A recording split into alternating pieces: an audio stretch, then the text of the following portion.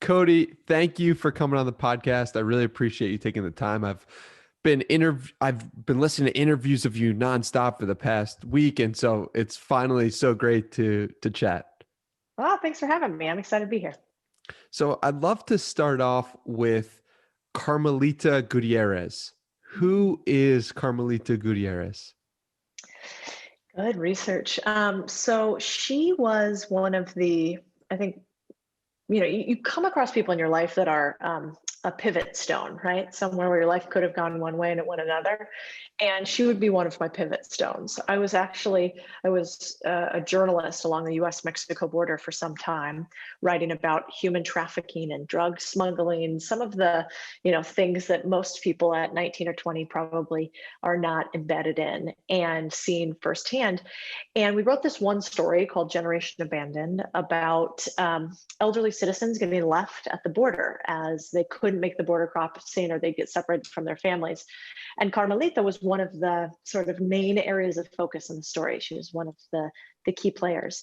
And she had been left along the US-Mexico border, decades, had been separated from her family and was suffering from dementia, couldn't quite remember, who her grandkids were or who her teddy bear was. She would get the names mixed up. And she changed a lot for me because we won a bunch of awards for writing this story about her and sort of breaking this phenomenon. But when I came back to give some of the awards and some little cash prizes and stuff to people at the location, she basically asked me a question that I was not prepared for at 20, which was, this is amazing now, Codie, that so many people know about us and look, my picture's in the newspaper. So when are you going to help us find our families? Like, when are you going to fix it? And I was like, oh man, we really can't. Like, I write the stories, we bring awareness, but we can't actually get personally involved. That's what journalists are supposed to be. We're supposed to bring awareness and then step back. And I realized that didn't feel that good for me. And so that was the moment where I decided I didn't want to be a journalist for the rest of my life. How'd you get to know her and her story? That was in a town called Agua Prieta, and it was south of the Arizona border. And we worked with a nonprofit there it was run by my friend Gil Gillenwater, who's an amazing human. He would be a great person to have on your podcast. He knows the Dalai Lama. He's traveled throughout the world. He does this bicycle ride through Copper Canyon. And he started a nonprofit called Rancho Feliz. And Rancho Feliz is a nonprofit in the belief that we should all give a hand up, not a hand out. And so he had this nonprofit where he built houses and communities and schools all throughout Agua Prieta, but the people who worked in them didn't get them for free. They had to work for them. So they would go, build the next person's house for getting their house. And they would go work in the school for getting their kids to go to the school. And so he gave me one guide who was my guide through Agua Prieta as we were looking for stories around the border.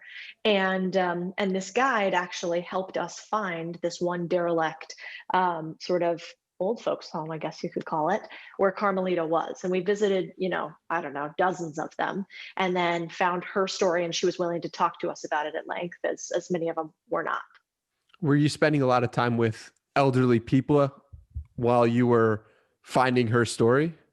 Yeah, we were spending a lot of, well, it would depend. We would sometimes not get past the caretakers. We would sometimes not get past police when we were, asking about it, or border patrol on both sides. But then, yes, we would interview. I mean, we probably interviewed 25, 50 different individuals. And we tried to include pieces of all of their stories that would let us. It's interesting because today you're so proud of yourself for being able to think critically and ask good questions. And I'm curious if that skill was first forged in the journalism world and in Mexico. Yeah, I don't think there's any doubt about that. I think if I could have my kids do two things, it would be to join the debate club really young, to learn to get really comfortable with debating ideas, to have strong opinions loosely held, and to be able to look an idea kind of like a math equation and say, does this actually make sense? Does it stand up to reason? And the second one would be to have some form of journalism where you're going to try to not give opinion. That's supposed to be editorial, but to go and discover truth, which was what journalism used to be, and report the truth in an unbiased perspective, or even better yet, both sides of the coin. And so I think, as an investor, it's maybe one of the skills I'm most thankful for, that took a while to still listen to my gut on, but is so important to ask the right questions. Yeah, I'm sure we'll get into the investing, but does it bother you today that the journalism that you see on the news isn't unbiased reporting, and instead it's clear bias coverage? Yeah, I think it's really sad. I saw a little bit of foresight of that when I was in school, which was another reason I decided I didn't want to continue into journalism. The problem is that the mechanisms in which, we consume the media, there needs to be a balance of being interesting and also being informative. And what I find now is today there's a lot of informative news that's horridly boring. And then there's a lot of non-informative, polarizing news that's really interesting. Or even if not interesting, it's aggressive and in your face and catches you at the headline and riles you up and makes you mad. And I think Jack Butcher had a really good line, which is like, your anger or your irritation is their profit, something to that degree. And I think that that's true. And we just have to remember that with the media, that they're not paid in the way that my media company is run, which is that users pay us for premium subscriptions, but instead they're paid by advertisers for as many eyeballs as possible. Who cares if you get value out of it? Just somebody look at what I'm selling, right? And that's why we are the way that we are today. When you set up Contrarian Thinking, did you have that idea in mind that you wanted to go that structure? When I first started it, I was a bit perplexed that we were losing the ability to debate, right? I feel like that's one of the core things that we as humans, especially in the United States, can do, is that we can have this competition of ideas. And if we can allow for that, then our lives become richer, ideas become better, we become wealthier, so many things. And during the pandemic, I was seeing all of this anger, and everybody knows the answer to everything, and there's no interest. There's just, shoving information at one or the other. So that's why I actually started it. Was I just thought, hey, I want to have an interesting conversation with humans, and I'm going to share ideas, and I want you to push back on them. And then since then, it's become exactly that. Sort of my idea is we want to awaken minds by pushing on them, by pulling on them, by making them slightly uncomfortable. And then we want to free bank accounts, because if we can have financial freedom, then we can get all the way to philosophical freedom, which means that you can think the way you want when you feel comfortable enough to live the way that you want. And that was the goal of Contrarian Thinking. So we try to free bank accounts so that we can free minds. What's something that in the past, I don't know, year, someone's pushed back on you at, and you've said, oh, that's a really good idea, and I didn't look at that way? Oh, that's a great question. I mean, all the time. But let me think of one of the most, challenging ones. I think the most interesting ones are when they totally sway your perspective wholly. Like, for instance, we were having a conversation the other day on the death penalty, which is, very contentious. And there were two people that were on both sides of the coin. And I realized I don't really have a strongly held belief. I'm not against the death penalty. I'm not for the death penalty. I don't think about it that much, to be honest. And what was fascinating was to hear both sides of the coin. And I think what it taught me in that regard is that it's nuanced. There's probably not just yes or no. There's probably some degrees of both. So I thought that was an interesting one, because the guy who was for the death penalty actually convinced the guy who was not for it that there was maybe some reasons to have it. And that would be a super counterculture idea, right? Like, you wouldn't probably want to say that on a podcast publicly if that was your intent. So that was one. And then, I mean, some of the ideas that I'm changing rapidly on is, I don't know if you've read the book Sovereign Individual, but I've reread it now a couple of times. And I never would have thought that during our lifetimes, I would even consider the idea that nation states might go away, or that there might be less of a control from a taxation perspective by our government, and the uber wealthy might leave and go elsewhere, or that you might feel more affinity for a state than your actual nation. Those ideas would have seemed kind of anarchist to me, maybe. And this book just phrased them in a way that I thought was really intriguing for today's world. So that one is a good book to make you think. It doesn't mean you have to agree to it, but it'll make you think. Yeah, it's one on my to read list. And it brings me to ask about a topic that you covered in your newsletter, which was the US potentially in some world defaulting on its debt. And as someone who isn't in the finance world, what does that mean exactly? And what would that lead to? Could you break that down for us? Yeah. Well, the idea here was that never before has there been a sort of world leader in today's modern time that had a debt to GDP ratio that was as high as ours was, 130% plus. And every time that that's happened historically, we've essentially seen that country defaults on its debt. The only instance of that not being true was Japan.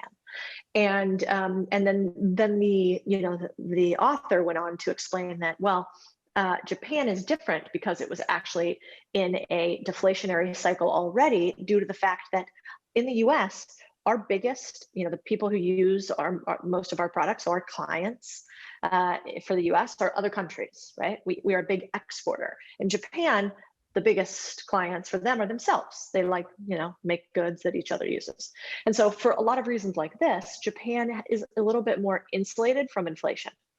But the part that I found interesting is there was an argument that's rational that we could actually default on our debt. And I've been firsthand in a country that has defaulted, which was Argentina. I think they've probably defaulted on their debt more than they've not. And what happens is relatively scary. Now, in Argentina, I can give you an example, which is that when you go to Argentina, you don't actually go to exchange money at a bank.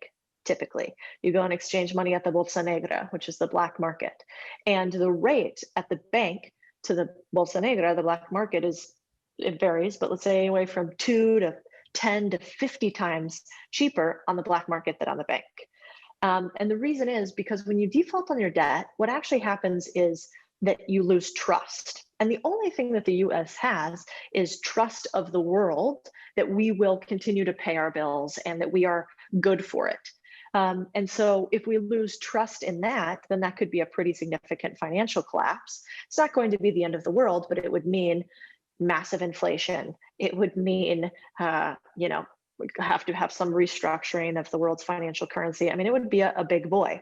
But humans, we're not really prepared to handle that. So in our head, it's just too big, too much. It's like, I got to pay rent on Tuesday. I don't have time to think about these things. Like, who's going to do that?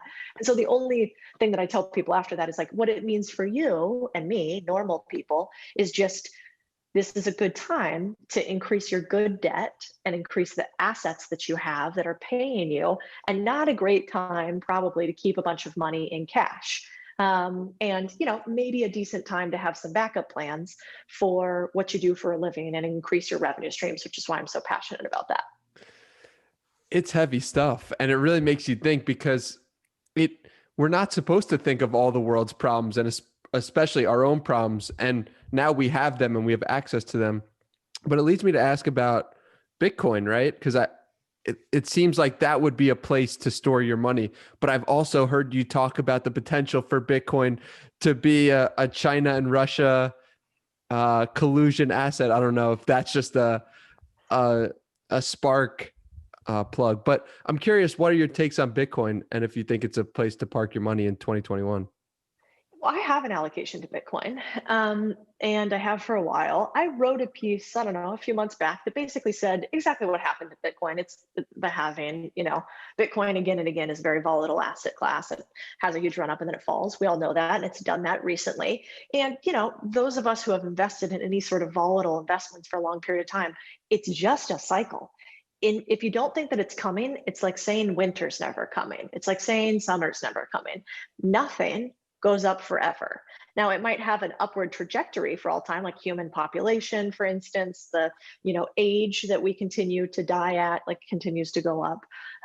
Poverty levels continue to go down. You can have these long cyclical things, but they don't ever go like this. They go up and down and up and down and up and down. And so with Bitcoin, I had a funny story that one of my friends was actually, talking to a lady of the night in Brazil, which is, if you've been to Brazil, that's very common there. It's part of the culture. And and she was saying that, she was giving him tips on which cryptocurrency to buy. And that's when he was like, everybody's got to sell. You got to sell right now. This is like the shoe shine boy, during the 20s stock market crash, you got to go. So a bunch of us sold out, and it turned out he was right, which is funny. But to be frank, I think having some assets and things like Bitcoin is great, but you have to remember why you want them. It's a part of a diversification strategy, which is so boring because you could become a billionaire in Bitcoin, which is way more fun. But the truth of it is that unless you're in super early, the billionaire thing is probably not as likely. So put some of your money in things like that, but not all of it. So, I have a percentage just like everybody else, but I probably wouldn't bet the house on it. Yeah, I love what you talk about boring businesses being the place to park money and to invest in. But one of the places that isn't boring is weed. And you've spent so much time talking about weed, so much time investing in it. So why were you drawn to weed as a place to invest? Yeah, well, I really didn't know much about it, which sounds like something I would say to my parents, but happened to be true. And I started investing in cannabis as a nonprofit play first because we were living in Texas at the time and did a lot of work with veterans who were having trouble with PTSD. And so wanted to get some research into their hands about, can cannabis actually help with PTSD or with hypersensitivity or vigilance or these issues that veterans have. And so we did that. We didn't get it to pass. It's now some of that early work that we did has passed in Texas, which is cool. But that was first. So first it was like, oh, this is a way you can do well for the world through a commercial pursuit. And then it was like, oh, wait a second. I invested in a few private equity funds, and then those funds did really well. And then I thought, man, so you can do well while you're doing really good work for the world as well. And so I started investing in cannabis passively at first, which is how I recommend getting into any asset class. Like first, if you want to invest in cannabis, or I'll say what I did is I went into a fund. And when I wanted to invest in Latin America, before I built a big business there, I invested in a couple LATAM funds. Same thing when I wanted to invest in small and medium businesses, I went and invested in some private equity, micro private equity funds. And so that was the first thing I did. Then when we started making some good money in that, I was like, oh, there's a play here. There's a bunch of people who still don't like the space. There's lots of stigma. So that means there's probably an arbitrage opportunity, a chance to make money where like the market thinks it's worth less than what it's really worth. And so I started investing in the space pretty heavily. I took on a partner role at a cannabis PE fund, which I now sit on the board of. And I still think the space is super interesting.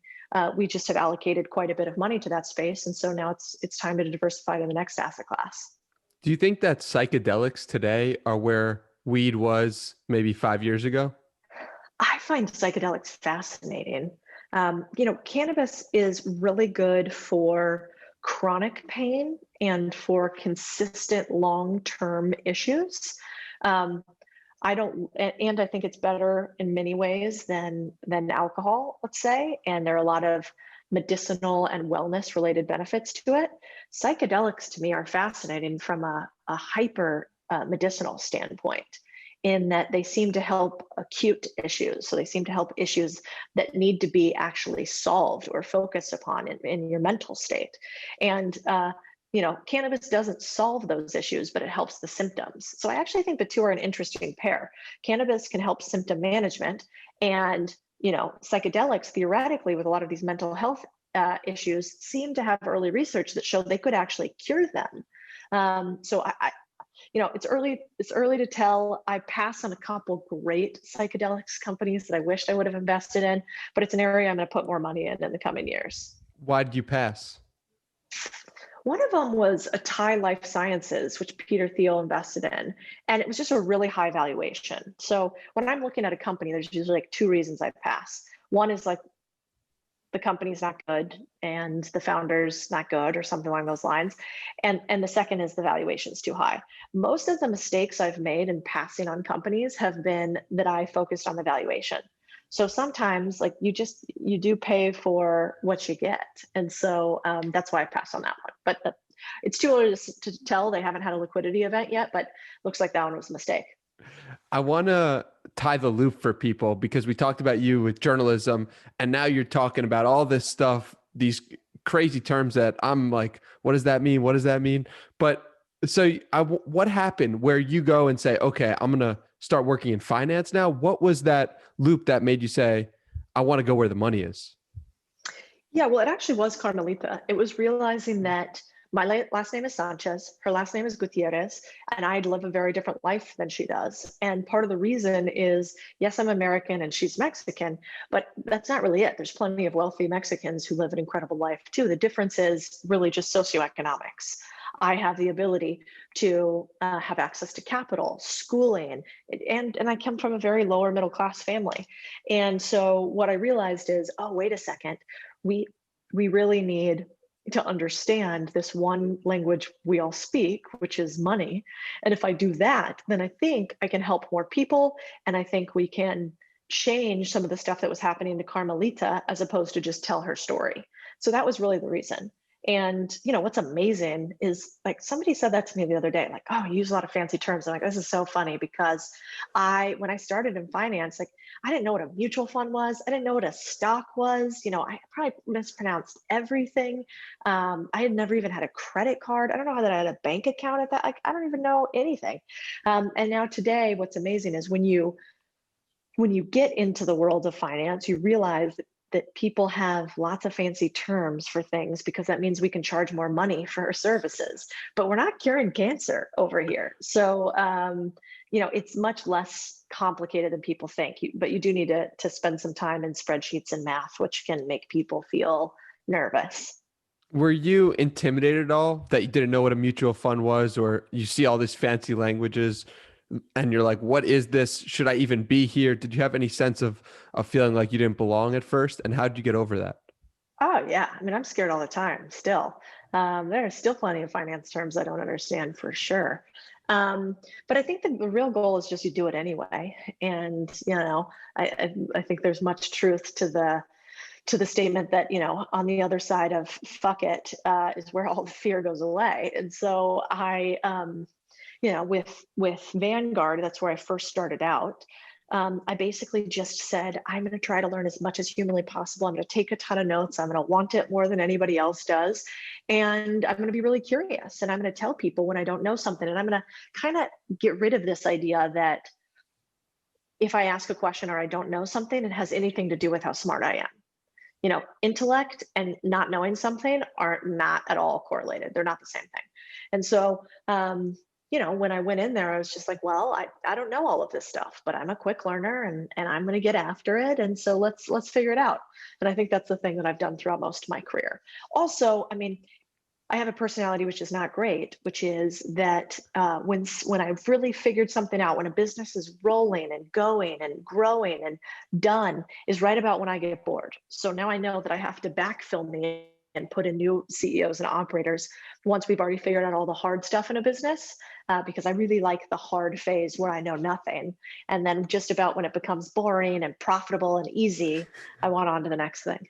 So what's an example of that where that happened in your own life? Well, I think my business in Latin America, now the business that I ran in Latin America for a long time, now my COO runs that business. I left to go pursue the cannabis fund business. So she is crushing it. My brother works for her. I think we've left a legacy there, and they continue to grow, which is great. And then, same thing with the cannabis company. We got it to a nice level. We were doing a couple $100 million in assets under management. We had a full team built out. We didn't have to do anything any longer on the cannabis fund. We were on our third fund, fifth vehicle. And, right about that time, I was like, all right, it's ready for, I'm ready to move to the board, and I'll help where I can. And, and you guys continue to crush it. And then, started Contrarian Thinking. So I think it's good to know what kind of leader you are. There's a leader who's a turnaround leader who comes in when everything's messed up and there's a ton of problems. They want to flip the business around. There's a startup leader who's really good at the beginning phases of a business. Maybe you can get the business from 0 to 1 million or 0 to 3 million in revenue. There's the founder that's amazing at a really long play. Elon Musk, for instance, but even he brings in leaders behind him. So I think you just kind of have to know that about yourself. I know that, I would be much more interested in new businesses that have a challenge than running JP Morgan's asset management business in the US. Unless there was something wrong, then I might find that interesting. Why do you think that you're so attracted to that beginning hard stage? Mm, I think it goes back to like a personality type. You know, they talk about hunter gatherers versus hunters versus gatherers.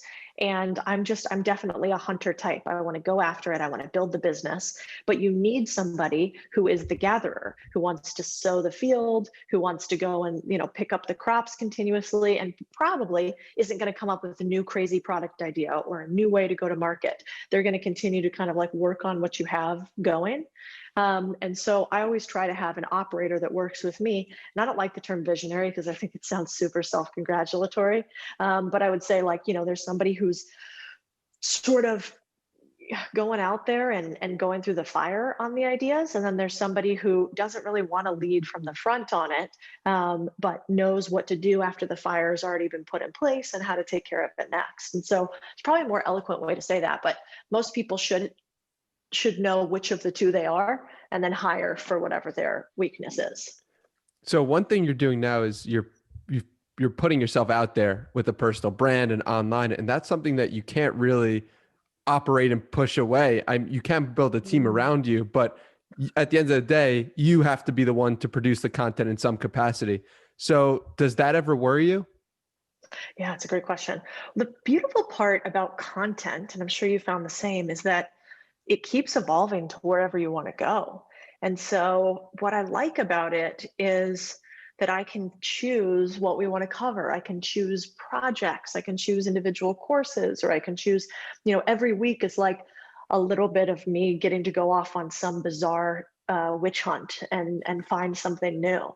So I think that probably takes me all the way back to my journalism days, and that's what I really like to do. And so, but yeah, certainly. I mean, I'm not sure. I think there are some CEOs that want to be in a business forever. And then there are people like me who've really learned and mastered M&A, because I know I want to run a business for a period and then I want to sell it and I want to let somebody else run it. Or I want to take a different position and let somebody else go from the top. So even with Contrarian Thinking, you'll see us, we went from like my face everywhere to my face less places and less places and less places.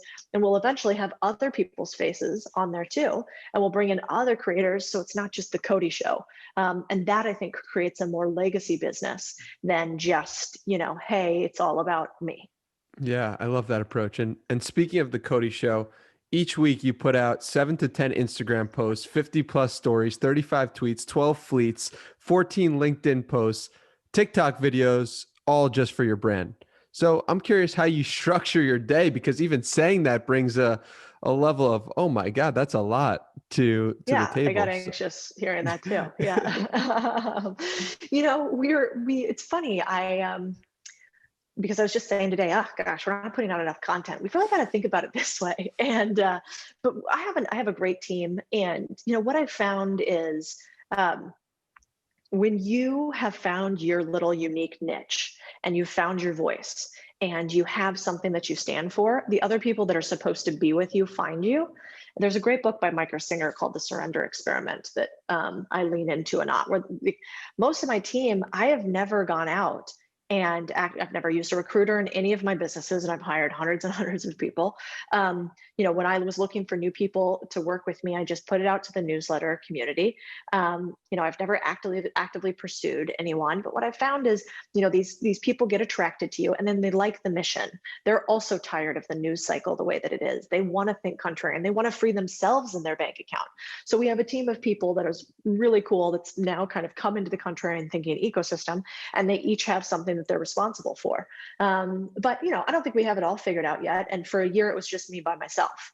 But now we're kind of getting into a groove that makes me feel good about it. It's really all these businesses are SOPs. It's like, if you can get to the recipe, then it's really easy to recreate every time. And you just follow the recipe, follow the recipe, follow the recipe. Where it gets overwhelming is when you're trying to write the recipe and you've never cooked the thing before. And you got to fail at a bunch of those recipes first until you get it right. What's the SOP, the standard operating procedure for hiring someone? Because I know these people come to you, but what are the things you do in the first week or the first month to test out if you and that person are a good fit? Yeah, well, I pretty much hire only on a project basis. So every single time it's like, hey, try to do this for us. And if you do a good job, let's roll. For the most part, everybody starts out as a contractor so that we can tell if we both like each other.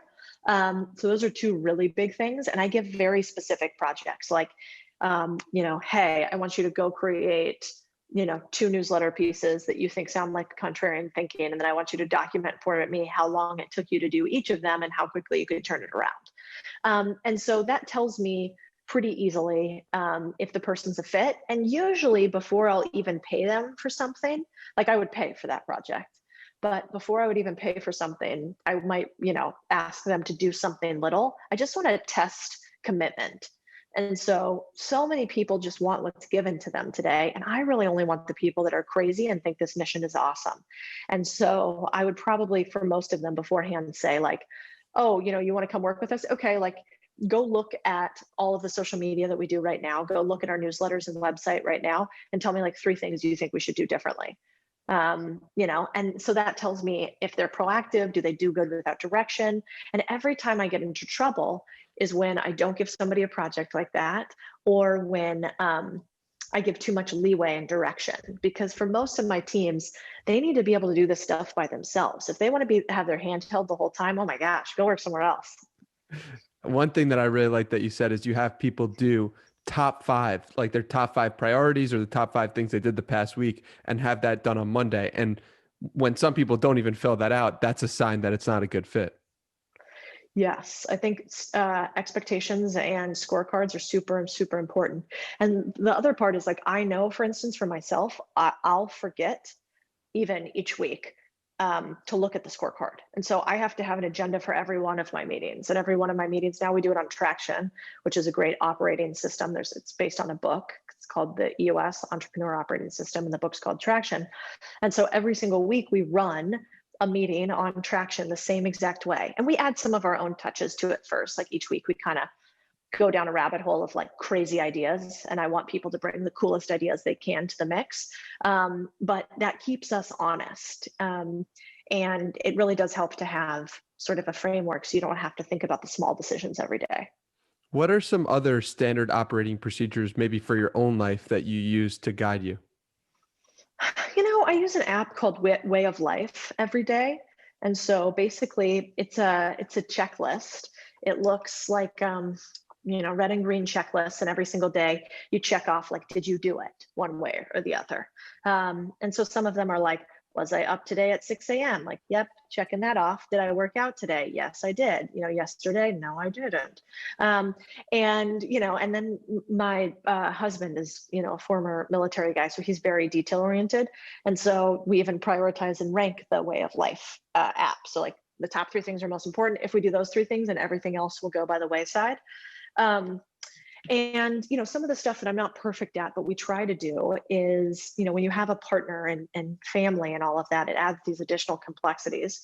And so we have a check-in every night, my husband and I, and it's called Team, which is like, first you're supposed to touch, so you're supposed to hold hand. That's in case you're mad at each other. So it's like, you could be like, fine, we're touching. And then the second one is education. What'd you learn today? So it re-stimulates, so you're not having the same conversation with somebody every single day, which is no bueno. And then you have appreciation, like, thank you for doing this for me today, or I appreciate how smart you are, or whatever the case may be. And then you have metrics. What could I have done better today? And so I put that in place in our relationship every day. And surely we forget sometimes. And then I try to do something similar like that with my employees. Really open dialogue about, how are we doing? What are you learning? What do you appreciate about the team? And then what would you like to change about the team? And so those 2 things, I wouldn't do it every day. That would be annoying. But, each time I have a check-in at least once a month with the people on the team, and we try to hit those. What are some of the metrics you and your husband use to see if you're doing a good job? Yeah. So, it would be things like, we're both really big on our word. So for instance, did I do the things I said I was going to do today? And something else might be the opposite of that, which is, did I say no to the things that I couldn't do today? Like, did I set the right boundaries? Because you don't want to just be a yes man on either side of it. That's really important. Also, it might be like, like he's very sweet. So he has something in his, it's like, do one nice thing for Codie every single day. Like, what have you done? And I think that's lovely. And even thinking about that, you could apply that to customers, you could apply that to friends, to colleagues. Like what is something that you could do to surprise and delight the people that you say are most important to you every single day. And so if that is your significant other, like how lovely would that be to delight them some way every day? How lovely would it be to try to delight your customers every day, or to try to delight one of your employees? Because at the end of the day, nobody has to stay with us. Employees can go, partners can go. And so how can you make them feel like it's not just monetary? I don't just have to work for you. It's, I love working with you, and I love this. You mentioned your husband was in the military, and you've written about how he was a Navy SEAL before. I'm curious what you've learned from living with someone like that.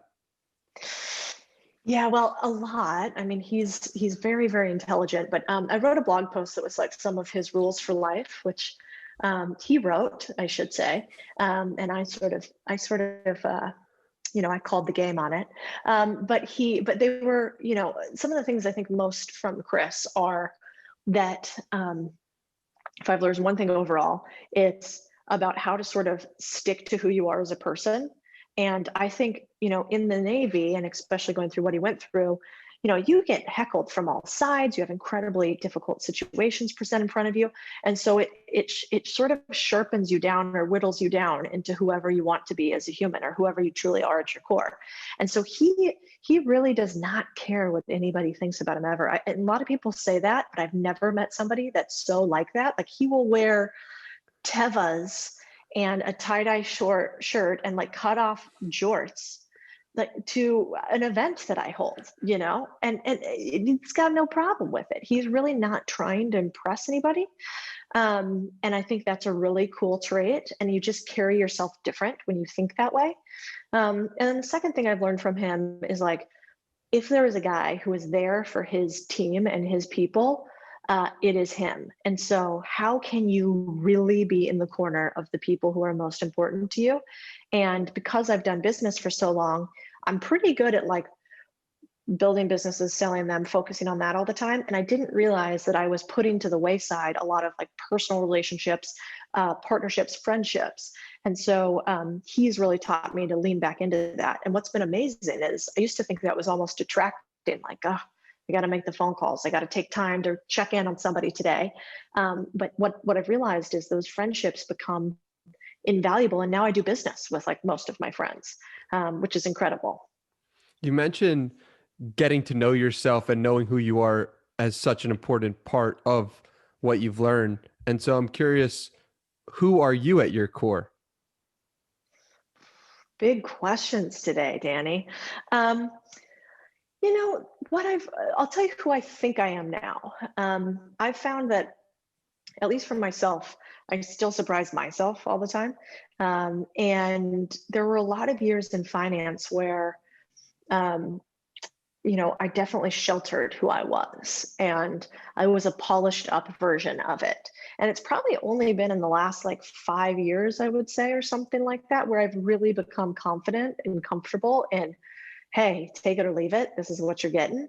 And so I'd say the biggest thing at my core is that I'm probably a mixture of a truth seeker and a storyteller. And those are the two things that motivate me. Those are the two things that I think I'm pretty good at. And those are the two things that probably I could do all day and lose complete track of time. And I feel like it's why I'm sort of put here on this planet. And if I can seek truth in the right things and tell the right stories, then it can be pretty impactful for other people. So that's, I think, what I would say I am at my core. And the cool part is, in today's world, you can actually make money doing that, which is awesome. You can live your life doing that, while also having a pretty incredible life. So what happened 5 years ago where you said to yourself, oh, I'm going to be more like myself, or more in touch with myself? What happened? That was when, well, I guess that was more than 5 years ago now, 6 or 7. That was when I first got out of sort of what I would consider Wall Street, like heavy finance, where, even just the uniform, right, of finance, which is suits and stilettos and, your hair up and not so long and all of these things, that really doesn't fit who I am. And so, it actually took me really getting into it with the CEO that I worked with at the time.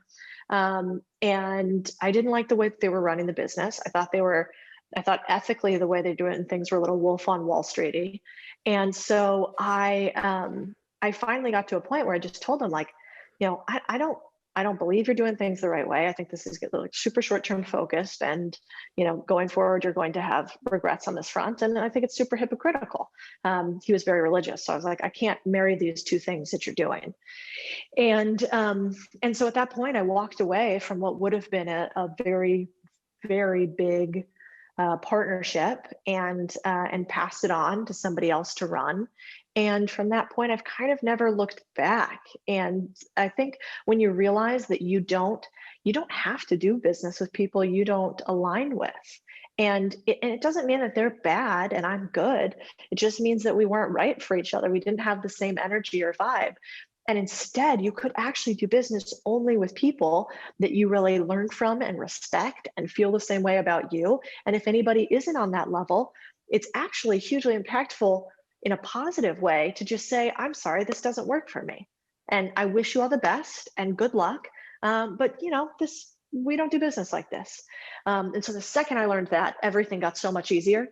And it's really continued from there. I've had mishaps, don't get me wrong. I've gotten with wrong partnerships before. I've had clients that I don't dig and probably don't dig me. But every time I get rid of that, I'm like, oh man, now we're 10xing the business again. And what do you think made you so confident to state your opinions that this doesn't align with my ethics, or I don't want to go down this route? Because that's a big decision that I'm sure a lot of people would have floundered on or gone back and forth on. Was it a difficult decision? And what was your thought process in that moment? One, I think it helps if you're hyper competent. Like, I made sure that it wasn't that I was not good at my job and making excuses for myself. I made sure first that it wasn't that it was hard. And so I did a lot of self-check-in, which you need to do when you're not in touch with your gut yet fully. And I definitely wasn't at that time. And so at first I was like, is this me? Is this me? Is this me? Is this me? Tons of self-reflection, which is great, because then you're like, oh, hey, there I am. That's who I am. Okay, I remember you. But then after I had done that for a while, I usually go to some like trusted individuals that are what I call my board of advisors. They don't really know it, but these are the people that I think have really strong moral compasses, who I aspire to be in some aspect of their life. And I would kind of tell them the story, like, hey, I'm struggling with this. It doesn't feel aligned. What do you think? And once I had gotten 5 or 7 of their opinions, it eventually gets to a place. One of my mentors described it to me as like a barometer. You know how a barometer can get so cold until it freezes, right? It won't, even a barometer won't be able to move anymore. And so I think you, in your business life and career or whatever, you eventually get to a place where you're like, oh, I just can't anymore. Then anything past that, you're like, I'm out. And so usually that has to happen for me before I will jump. It's again been after sort of the last 5 to 7 years that I've finally been able to catch it early and say, like, nope, this isn't working for me, and I have to have the tough conversation. But I'm never comfortable with it. I don't like difficult conversations. I've just realized it's so painful and so much time wasted if you don't have them. How have you gotten better at catching it early? Well, I do a lot of writing. Writing helps a ton. So I journal, especially if I have the same issue. So pretty much every day I'll journal a little bit, like, this is irritating me in some way. Why is that? And then I usually ask myself, what are you doing? How are you culpable in the problem? And very often it's that I haven't had the tough conversation with the person. So I'm like, this is annoying me, this is annoying me, this is annoying me, but I haven't done anything to fix it. And so journaling helps, then reanalyzing how often I'm having this issue. And I think those are probably the two biggest ways. Also, the more, like, it's a little woo-woo, but I do a decent amount of meditating now, and I try to clear a decent amount of my day to not do anything in. And that will tell me pretty quickly if I'm focusing on the right stuff, or if people are interrupting or things are interrupting, and how I feel about that happening. How did meditation enter your life?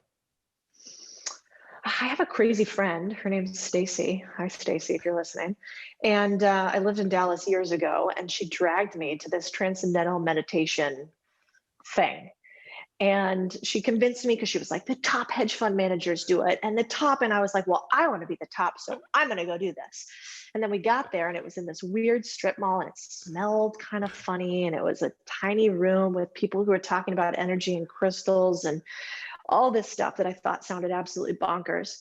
But they taught us how to do it. They gave us a word, which you get in transcendental meditation.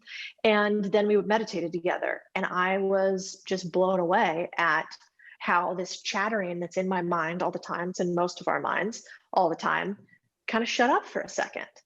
And then I was amazed at how much clearer the day was. It was like, now if I do my 3 things in the morning, which are, get up at 6 at least, meditate and work out, everything's easier throughout the day, which is wild.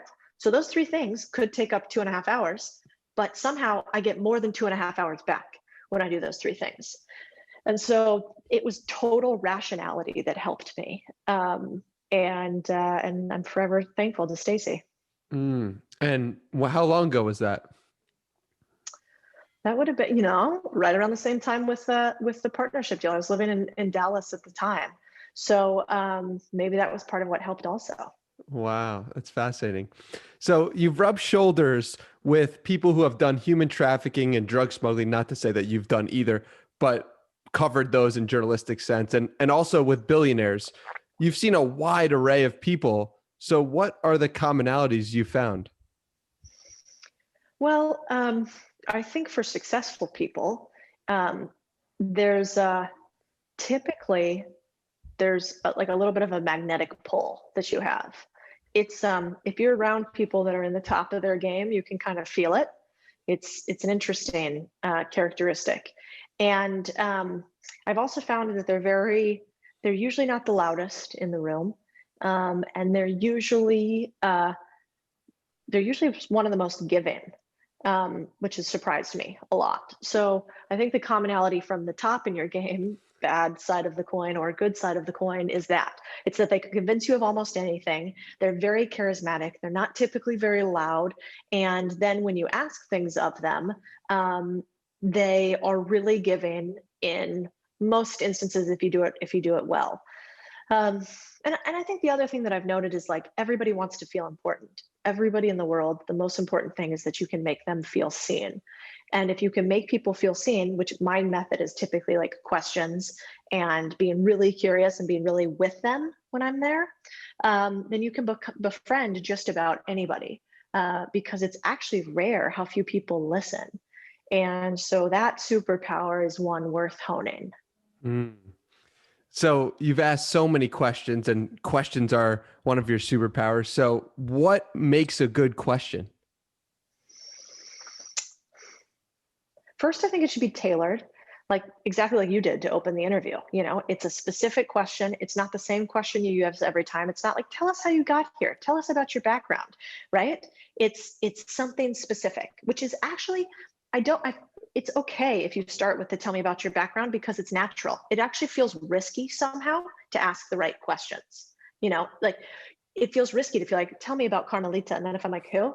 What are you talking about? Then you're embarrassed. Then it's like, what? So it's risky and it feels scary to ask the right questions is always a good indicator that you're on the right path. And I think the next important thing I found with questions is you have to be genuinely curious about them. You have to want to know the answer. And so in order to want to know the answer, you have to think pretty hard about it. Like imagine you get 60 or 90 seconds with anybody. What is the one question that you really want to ask them that they would be able to give you an interesting enough answer in? And usually they're not hyper general. It's like, you don't want to get in front of a billionaire and say, can you tell me how you made your money? They're like, I don't know, like a lot of different things, hard work. Instead, you might say, I'd love to know what you're obsessed about right now and what you can't stop reading, learning, or talking about.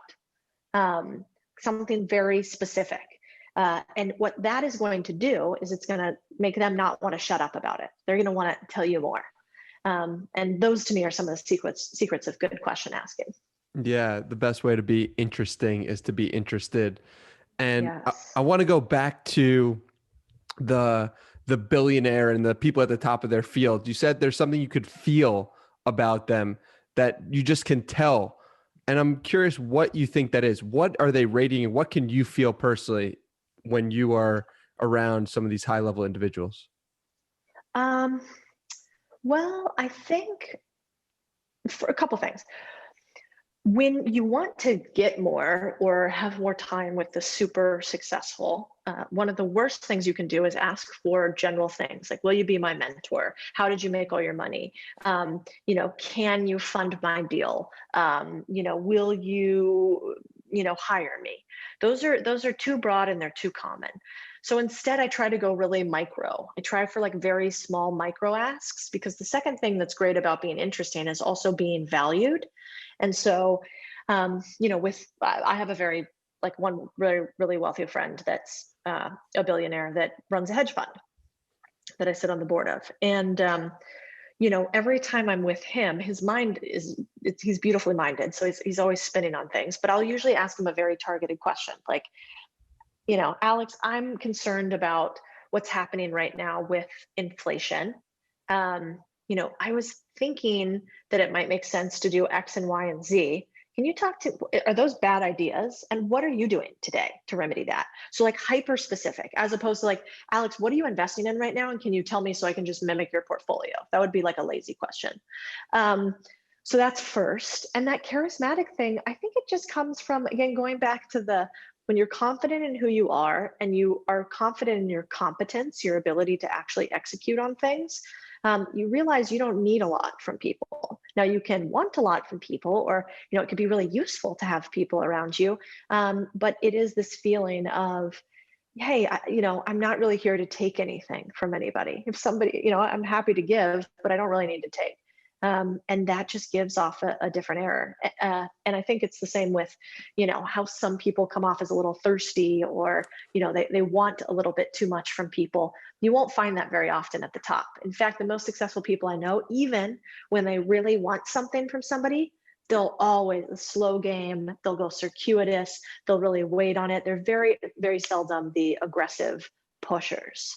Mm-hmm. One thing I've noticed is seems like you've cultivated such a network of people who like, trust, and respect you. What advice would you give to a 22-year-old right out of college to cultivate that network over the next 15 years of their life? Yeah. I wish I had done that more when I was younger, because there's a great post by Trung, T-Fan, who's on Twitter. Did you see that about Elon and who was it? Yeah, I think it was, anyway, I think it was a group of people at PayPal and who they eventually put in as their CEO. And they were talking about how, it was Google, Larry, Brin, and Sergey, how the person that they eventually, Eric Schmidt, who they eventually put in as CEO, the reason that they put him in is because they partnered with him at Burning Man and they really liked him. And so, like, I would say, one, never underestimate the value of being likable. The value of being likable is incredibly powerful. And so, I would start with that. When you're young, a lot of times people who are older, they see themselves in you. If you're a young gun and you're a hustler and you're going to go after it, and they want to help you and they want to fix their old mistakes through you. So if you can be really likable to them and say, like, again, micro asks, how would you do this tiny thing? What happened to you here? Can you tell me about this specific time in your life? You can really cultivate sort of these uber successful humans, especially the ones that aren't public. It's very normal for youngsters to want to go after big public people and get close to them because fame seems interesting. But I would tend towards those who aren't very public or famous outward speaking, because they have fewer people going after them and they're more willing to give you time. And you can learn a ton from humans who aren't in the public eye. Okay, so you have someone who's not in the public eye. You find their email through some crazy means. What are you saying in that subject line? What are you saying in that email to get their attention and to get their interest in you as a 22-year-old who's just has nothing going for them, let's say, because you just graduated college? What are you saying to that person? Well, first, if I could, I would try to get away to them warm. So, with LinkedIn and social media everywhere, there's usually a way where you could triangulate, like, okay, my brother went to school with this guy who went to school with his daughter, or, somebody's an assistant at the company that he works at. So the first thing I would probably do is I would try to like use my immediate network first and get good at it first with people that you could actually touch. And so that might be like, if you live in a small community, it might be like, how do I go and meet the guy who owns most of my local town? How about the guy that owns all the grocery stores? And I might start like networking my way with owners, because if builders build, right? Like they can't help it. And so if you start networking with people that are in your immediate geographic proximity, you can always start with, oh, I live down the street, or I live over here. And like, I saw that you had a newspaper outside of your door. And so like, I brought it up to the door and I wanted to introduce myself. I'm Andy and I live over there. And like, I just love your house. It's incredible. And I wanted to actually ask you, like, what do you do for a living? Because I think I want to be you when I grow up, like that's probably where I would go. And then I would take it to the next level. Then after you get your network of people that are networked locally towards you, where you can shake hands, look them in the eye, then I might start trying to triangulate to other people. So then I might start saying, okay, like who else do you know, Mr. Owner of said business, that I should talk to? Like, I just want to glean intel. And if you're thoughtful enough with those first intros, then they will naturally give you more. And, there's really like, there's very few areas where you can't do that in the US. Like this wouldn't work in India. But even if you're living in a really poor segment of Detroit, let's say, you could always go to the local university and start having a conversation with professors there. And then you could ask to talk to the dean. And then you could say, who else could I talk to? Like dean. And, you could tell your story about like, I live in the worst part of Detroit and I'm trying to expand my network outside of, the people that are on my block because they're not helpful to me. And that is so rare, that in-person contact, that I think you'd be amazed at what would happen. What comes to mind is the saying, you are the person, the five people around you, you're the combination of those people. Did you ever find yourself personally in a situation where you weren't happy with the five people around yourself? And then what'd you do to find those five people and create a different five so you were elevated? Yeah. I mean, all the time. I think that's a constant, move. And it's not always that they're bad people at all. It's just that you might be progressing faster than they have, or they might be choosing a different segment of life than you. And so, we recently spent a lot of time in San Diego, and I found that the builders of things that I wanted to be surrounded by weren't in San Diego. And so now we don't spend as much time in San Diego. We're in Austin much more. And that's purposefully. It's for the humans, not the heat wave that is here, as opposed to the waves in the ocean. It's what my priority is, right? Or simultaneously, when I was in finance, I had a great group of other corporate, ladder climbers who are smart, went to great schools, but they wanted to be CEOs of finance companies, and I didn't. And so I think I remember I went to SumoCon, which is Noah Kagan's conference for AppSumo and Sumo, like maybe 10 years ago when I was still in finance. And I just signed up for it. And then I emailed him cold. And then I sent him like a weird t-shirt or something about tacos. And he was like, what, are you hitting on me? I was like, no, I'm married. I'm like, but I want to understand this internet thing. So I'm going to come to the conference, and like, thanks for throwing it. And then I ended up, meeting a ton of interesting people there. And I had no unique ins besides that I was going to pay $300 for a conference. So that's what I would probably do. Mm. It seems like you're just so willing to put yourself out there in so many different situations. Was that something you've built, or is that something that has just always been in your life? Yeah, I mean, I think from a young age, I grew up in Arizona, where there was a lot of outdoor activities. I was hunting and camping and fishing from a young age.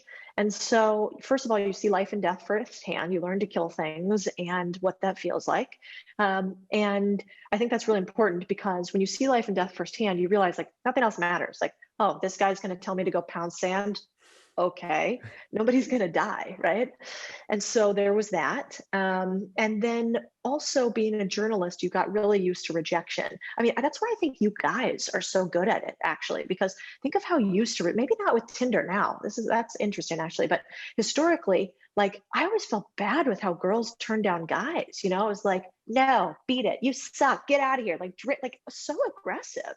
And, but it's actually beautiful for men, because then you learn like, okay, whatever, on to the next one. Thanks, Blondie, and it becomes not that big of a thing. And so I do really push people to like go get rejected as much as possible early when it doesn't matter, because then you don't need safe spaces, and you don't need, to walk around in a bubble all day, because you realize that words are not going to hurt you, and that, it says more about the other person than it says about you, and you can keep going your way. And I wish we could do that for a lot more people, because I think it would really help their mental health too. You bring up safe spaces, and today it seems like people are so afraid to say what they actually feel, and it seems like that's why your newsletter has found such success, is because you're willing to state the things that are on your mind. But why do you think that people are so scared to say what they feel today, and what can we do about it, if we should do anything about it? Yeah, well, I'm definitely opinionated on this front, but I mean, free speech is so critical. I've been in Venezuela and Argentina and, Bolivia or Uruguay, and places where you don't have the ability to say what you think. And it is so important that we keep that and that we protect it, even for the people that we hate everything that they're saying. Because who is to say what is hateful to say and what is not? And the second that we decide that there is some governing body that will allow us to say one thing or another is a slippery path. I was in a taxi yesterday with a gentleman who had just come over from Cuba. And he was telling me his Cuban accent about how, he said it specifically, he said, in Latin America, it all starts with lindas palabras, which means beautiful words. And he's like, and it ends in death. And while that's aggressive, it is true. Oftentimes, like, the road to hell is paved with good intentions. And so I think it's crucial that we don't get so concerned with what people say, but we focus much more on what they do, and what the implications are for the things that they do. And so, I mean, I think the way to get more kids used to this is, I think there should be more debate clubs. I think we have to push back mercilessly against this belief that if somebody has an idea we don't like, then we don't like the human. We need to divorce those two things. They're very different. And I think you're starting to see a lot of people come out and speak in this regard. But there's, the universe loves the vacuum. So if nobody comes out and says the hard things, then there will be no pushback. And the cool part is, for the people that will come out and speak truth is cutting. Truth is loud. And so when people hear something that strikes a tone, you have an incredible opportunity to be heard more widely when you speak truth. And so even though it's scary, because many people will not like it and they will react to it, that's because it's loud and it's cutting. And so I hope that young people realize that they have a power, because there's so many people afraid to speak it. Good. Be the one that does, and then watch how many people you attract. And so what can we do other than debate clubs and just telling children that, you need to be able to speak your mind? What do you suggest? I would say speak up when you see people shutting down others in front of you. Don't be quiet in those instances. Stand up for people's right to speak one way or the other, regardless of what you think. And, don't be quieted by the masses. Just because everybody is saying that something is right does not mean that you should. Go work for companies that actually push for free speech instead of mandate you to say things. Don't spend your dollars at companies that mandate you to do X or they kick you off for Y.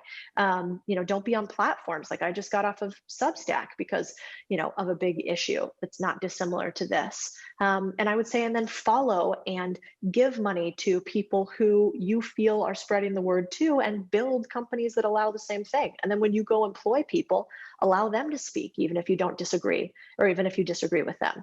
The only thing, and the other thing that I would say is, like, be really careful of division. So, like, anytime somebody wants to separate me and you because I'm a woman and you're a man, my gut reaction is, nope, we're both humans. How could we not have that situation happen? Anytime somebody wants to separate me because I'm Hispanic and maybe you're not, I'm really careful on that, because I think we all have much more in common than the melanin in our skin, or than, one organ of the many organs that are in our bodies. And so I'm really not very big on identity politics. I think you should push back hard on that. What happened with Substack? Why did you get kicked off of the platform, Codie? Yeah, well, Substack apparently requires exclusivity. So they kicked us off the platform. Well, they actually didn't kick us off. They deleted the account and put up this giant spam violation deal. And I think it's because our newsletter is pretty successful now. We have a pretty big audience. It's profitable, and all of that revenue was not running through them.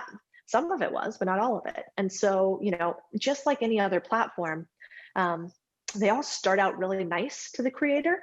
And then typically, if history is to be our guide, the creator is the one that sort of falls off at the end. And so what I realized with Substack is, I have a decent platform on Twitter. And so the only time I got a response is when I put out sort of a thread saying, like, never do this mistake that I did.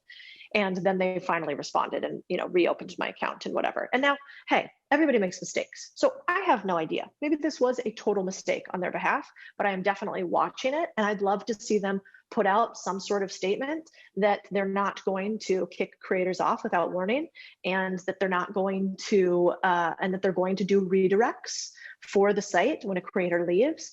Because right now, if you're creating on Substack, you have both of those risks. They could kick you off at any moment, and they could not redirect you to your new site. And that is just wrong entirely. They can take whoever they want off their platform, but then they need to make sure that they say upfront that that's what they're going to do. Otherwise, I think they're misleading creators. Yeah, and you talked about the problem of putting your audience on someone else's platform, but at the same time, it feels like you need to do that with Instagram and Twitter and LinkedIn, and you're on all those platforms. So how do you think about that juxtaposition of needing the platforms to have your own audience, but also not being dependent on them?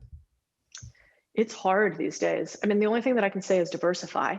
People told me in the beginning, like, double down on one platform and go hard. And I was like, no, I don't double down on only one platform in stocks. I don't do it in private companies. I don't do it in my income streams. I'm not doing it with this business.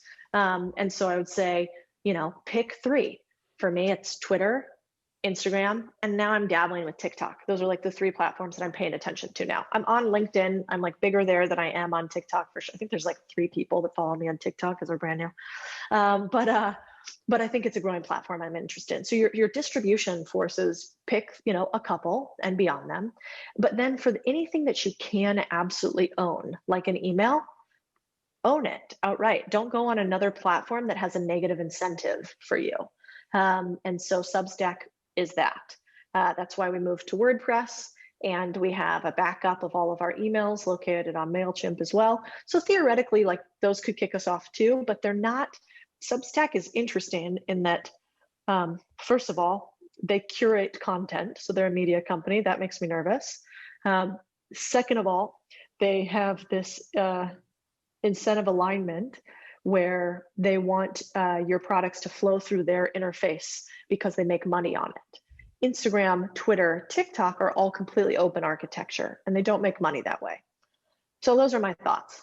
Going in a completely different direction, Codie, just from hearing you speak for the last, I don't know, hour and a half, you're talking about the importance of free speech and the importance of speech, but it's easier to do when you yourself are a great speaker and a great communicator. What tips or what would you say to someone who wants to improve as a speaker or communicator? One, it sucks and you just have to do it, even when you're scared by it. The beautiful part is these days, I don't think you have to.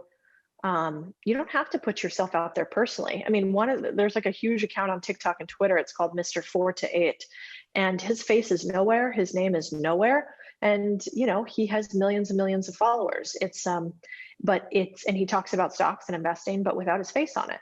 So there are a lot of ways. Maybe you're a great cartoonist and you want to put your cartoons online instead of your voice. Maybe you're an incredible coder, so you want to build something and put that out into the world, and then allow other people to be on it. So whatever your unique your unique ability is, it doesn't have to mean it's your face. Half the time, I wish my entire brand wasn't so public, but it is one of my skills. Is like actually speaking publicly. So that's probably how I would do it. And these days, like, you don't have to be a creator in the internet sense. to push free speech. Some of the most influential people I know do it behind closed doors. They bring together other people to speak. They might go and work with like city council behind the scenes. They might be a fundraiser for other initiatives that they care about. So there are a lot of ways to play the game. I would say the one thing that I don't think you should do is be completely silent in either actions or words. Hmm. In doing research for this conversation, I found out that you keep a note in your phone that says, am I being productive or just active? Am I inventing things to do to avoid the important? I'm curious if there's anything else you have in your phone that you remind yourself of often other than the Way of Life app. And yeah, I thought that was Yeah. just such an interesting way to remind yourself of the important questions. I have the memory of a goldfish. So I have to remind myself lots of different places. I'm pretty much a slave to my calendar. And I think the other thing is well, in the morning, I've been working on this book forever, Danny, that I've just got to eventually finish. And I love writing. So it's not that I'm not, writing on it. I'm just a dabbler and a tinkerer, and we keep messing around with it. So on my book, every day is like, write the damn thing.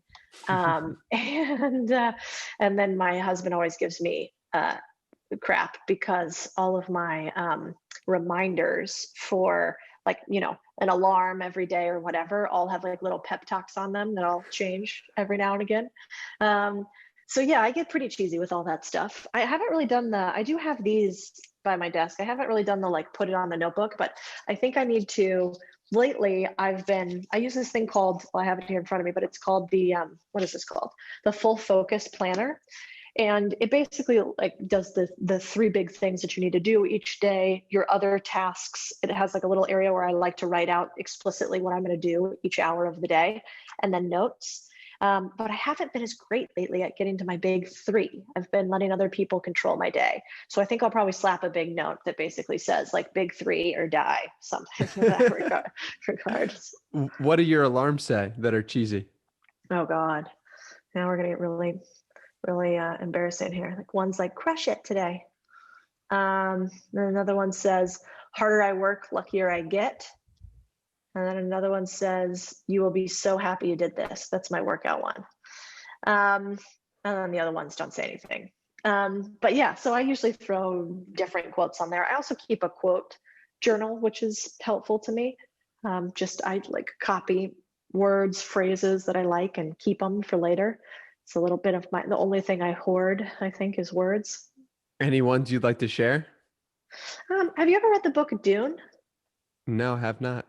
Oh, I bet you're going to have a library of homework at the end of this. Well, Dune's one of my favorite books. And Frank Messiah is his name. And I'm sorry, Frank Herbert is his name. And the second book is called Messiah from Dune. But what's cool about it is it's a fiction book. They actually say that Star Wars was based on Dune. And you'll see a lot of similarities between the two if you read it. But he has some incredible quotes in there, so I can like pull up some of them. But most of them are about how we lose our edge by not having suffering in our life. I would say that's like the overarching issue. And so I like some of the ones like kill the monster when it's small. I think that's a really good one. And then he also talks about, there's one that he talks about that's like, can't remember the exact phrasing, but it's his most famous one that's called fear is the mind killer. And there's a paragraph in there. If you Google fear is the mind killer, there'll be lots of stuff that comes on it. But it's basically like, fear is the mind killer. I will not fall prey to fear. I will recognize it and allow it to pass through me. Fear is the mind killer. And that's probably something I recite to myself when I'm doing physically scary things. Like if I'm hiking a mountain or something, or surfing, it's a big wave, I'll kind of recite that and be like, get over it, just go do it. I love it. And with the suffering element of it, how do you add suffering to your day or to your week or year? Yeah, there's a lot. I mean, I don't think I any longer have to add too much to my day. I'm pretty good at getting up early, eating things that are healthy for me, doing a really hard workout. I'll switch up my program quite a bit. I just got a physical trainer actually this month because I kind of want to up my game there. And I'm pretty good at working too much. A little bit of what I have to do now is learn that I don't have to suffer all the time and like enjoy life and go for a walk. Like that might be nice. And so it's all about balance, right? But I do try to add some really hard physical things at least a couple times a year. So I just went and hiked a big mountain, and I don't like heights and I don't like the cold, and it was very high and it was very cold. And so the whole thing was not particularly my jam. But I did it anyway. And so I think, even, and maybe you can't afford to go, or it's too much, time off or whatever to go hike a big glacial mountain.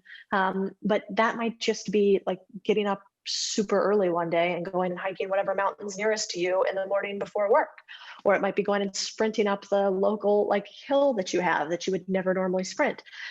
Because what happens when you do those things is you realize, one, you didn't die, and two, you're stronger than you think. And so we probably add one of those to our list every quarter or at least twice a year. And what you'll find is after a while, you crave it. It becomes part of something that you want and allows you to achieve more and more and more. I'm sure eventually they'll tell us there is some absolutely scientific truth to the fact that your mind is correlated to your physical body. 100%. And I think that's a beautiful, beautiful way to wrap it up. Thank you, Codie, for coming on the podcast. Where can people find more from you? I think the best spot is contrarianthinking.co. That's a newsletter. It's free. Sign up, argue with me, or Codie Sanchez at Twitter or Instagram. And the newsletter is really, really great. I love it. So I'll put those below. Andy. Thank you for coming on, and I appreciate it tremendously. It was awesome.